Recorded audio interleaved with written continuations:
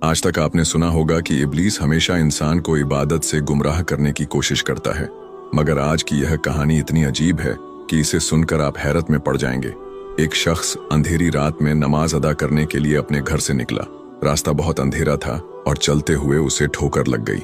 वह मुंह के बल गिर पड़ा और कीचड़ से लथपथ हो गया। गंदे कपड़े देखकर वह वापस घर लौटा, लिबास बदला और फिर से मस्जिद की ओर रवाना हुआ।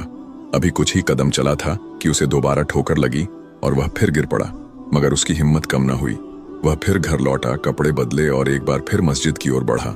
इस बार जब वह घर से बाहर निकला तो दरवाजे पर एक अजनबी खड़ा था, जिसके हाथ में एक चमकता हुआ चिराग था। अजनबी चुपचाप उसके आगे आगे मस्जिद की तरफ चल पड़ा। चिराग की रोशनी में इस बार रास्ता साफ नजर आ रहा था और वह बिना किसी मुश्किल के मस्जिद पहुंच गया। मस्जिद के दरवाजे पर वह अजनबी ठहर गया और नमाजी अंदर चला गया।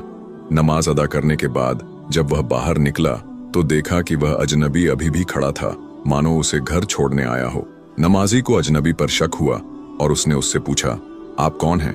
अजनबी ने जवाब दिया, मैं इब्लीस हूँ। यह सुनकर नमाजी हैरान रह गया और बोला, शैतान मुझे मस्जिद तक कैसे छोड़ने आया?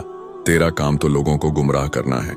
इब्लीस हंसते हुए बोला, जब पहली बार तू गिरा तो अल्लाह ने तेरे सारे गुनाह माफ कर दिए। जब दूसरी बार गिरा तो अल्लाह ने तेरे पूरे खानदान को बख्श दिया।